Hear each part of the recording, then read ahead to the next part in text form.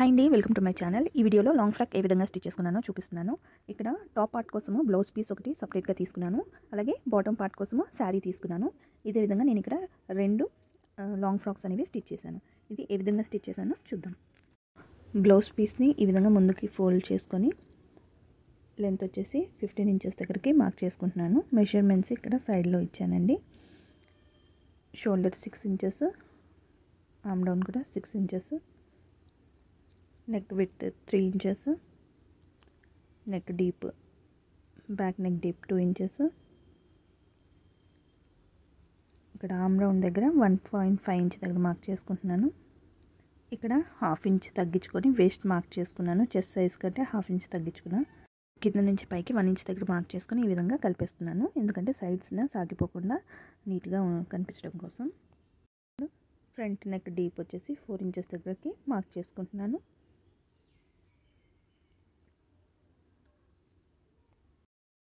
Front part arm round 1 inch దగ్గరికి mark చేసుకుంటున్నాను. ఇప్పుడు మార్క్ చేసిన విధంగా కట్ చేసి తీసేస్తున్నాను.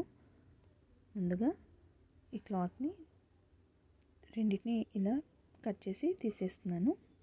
తర్వాత లోపల నుంచి ఒక క్లాత్ పక్కన పెట్టేస్తున్నాను. అది బ్యాక్ పార్ట్గా తీసుకుందాము. ఈ మార్కింగ్స్ ఉన్నది ఫ్రంట్ పార్ట్గా పెట్టుకుందాము. ఇప్పుడు నెక్ డీప్ కూడా కట్ చేసేయాలి. వీటికి లైనింగ్ అటాచ్ చేసుకోవాలి. స్లీవ్స్ కట్ చేసుకోవడం కోసం టాప్ బ్యాక్ పార్ట్ని తీసుకొని ఇలా ఆర్మ్ రౌండ్ని మెజర్ చేసుకోవాలి. ఎంత వస్తుందో అంత 9.5 ఇంచెస్ వచ్చింది. మనము ఈ క్లాత్ని 9.5 ఇంచెస్ విడ్త్ ఉన్నంత వెడల్పులో ఫోల్డ్ చేసుకొని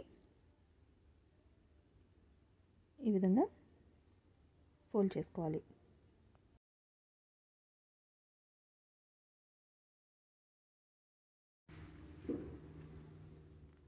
ఇక్కడ స్లీవ్స్ లెంత్ వచ్చేసి 6 ఇంచెస్ దగ్గరికి మార్క్ చేసుకుంటున్నాను.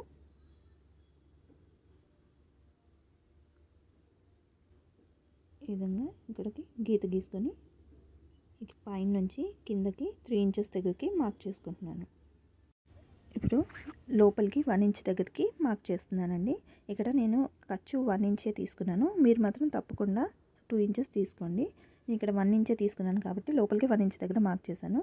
ఇక్కడ సైడ్ నుంచి 2 ఇంచెస్ దగ్గరికి మార్క్ చేసుకొని ఈ విధంగా కర్వ్ గీసేసుకోవాలి. కర్వ్ గీసుకున్నాక ఇక్కడ నేను పఫ్ స్లీవ్స్ పెడుతున్నాను. సో ఆ గీత పైన 3 ఇంచెస్ దగ్గరికి ఈ విధంగా మార్క్ చేసుకుంటున్నాను. అక్కడ నుంచి విడ్త్ 3.5 ఇంచెస్ దగ్గరికి మార్క్ చేసుకుని ఒక బాక్స్ గీసేసుకుంటున్నాను. ఈ విధంగా బాక్స్ గీసేసాక పైనుంచి ఈ విధంగా కర్వ్ గీసి ఇక్కడికి జాయిన్ చేసేస్తున్నాను. ఇలా జాయిన్ చేశాక ఇప్పుడు ప్లీట్స్ ఎక్కడి నుంచి పెట్టుకోవాలి అనేది మనము చూసుకుందాము. ఫస్ట్ ఇక్కడ నుంచి టేప్తో ఈ విధంగా మెజర్ చేసుకొని చూడండి. అక్కడ గీత కలిసిన దగ్గరికి 5 ఇంచెస్ వచ్చింది. దాన్ని హాఫ్ చేస్తే 2.5 ఇంచెస్. ఈ 2 కర్వ్స్ కలిసిన దగ్గర నుంచి పైకి 2.5 ఇంచెస్ దగ్గరికి మార్క్ చేసుకుంటున్నాను. ఆ పైన మనము ప్లీట్స్ అనేది పెట్టుకుంటాం అన్నమాట. ఇప్పుడు ఇక్కడ హ్యాండ్ లూజ్ వచ్చేసి 6.5 ఇంచెస్ ప్లస్ 1 ఇంచ్ నేను ఇక్కడ ఖర్చు కోసం తీసుకున్నాను. మీరు మాత్రం ఖచ్చితంగా 2 ఇంచెస్ ఖర్చు అనేది పెట్టుకోండి. ఇప్పుడు ఈ విధంగా కలిపేస్తున్నాను. మనకి ఇప్పుడు మార్క్ చేసిన విధంగా కట్ చేసేయాలి.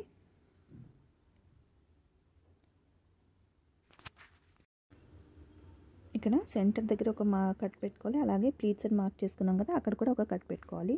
స్లీవ్స్కి ఈ విధంగా లైనింగ్ అటాచ్ చేసుకున్నాక ఇక్కడ మనము కట్స్ పెట్టుకున్నాం కదా, ఆ కట్స్ నుంచి ప్లీట్స్ అనేది చిన్న చిన్నగా పెట్టుకుంటూ సెంటర్ వరకు వచ్చేయాలి.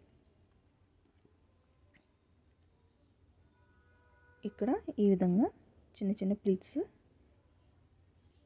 ఇలా వెనక్కి ఫోల్డ్ చేస్తున్నాను. ఇప్పుడు ఈ సెంటర్ పాయింట్ నుంచి ఇలా ముందుకి ఫోల్డ్ చేస్తున్నాను ప్లీట్స్ అనేవి. ఇలా ఈ ప్లీట్స్ అటుపక్క కట్ పెట్టుకున్నాం కదా, ఆ కట్ వచ్చేంత వరకు పెట్టేసుకున్నాను. పఫ్ స్లీవ్స్ ఈ విధంగా రెడీ అవుతుంది. దీన్ని మనము టాప్ పార్ట్కి అటాచ్ చేసుకోవాలి. బాటమ్ పార్ట్ కోసము శారీని ఈ విధంగా పరుచుకొని 2 సైడ్లో ఉన్న బార్డర్స్ని కట్ చేసి తీసేస్తున్నాను. ఇలా బార్డర్స్ని సపరేట్ చేసేసాక 1 సైడ్ కార్నర్ నుంచి టేప్ని ఈ విధంగా 6 ఇంచెస్ దగ్గరికి పెట్టుకొని చుట్టూరా ఈ విధంగా 6 ఇంచెస్ దగ్గరికి మార్క్ చేసుకుంటున్నాను.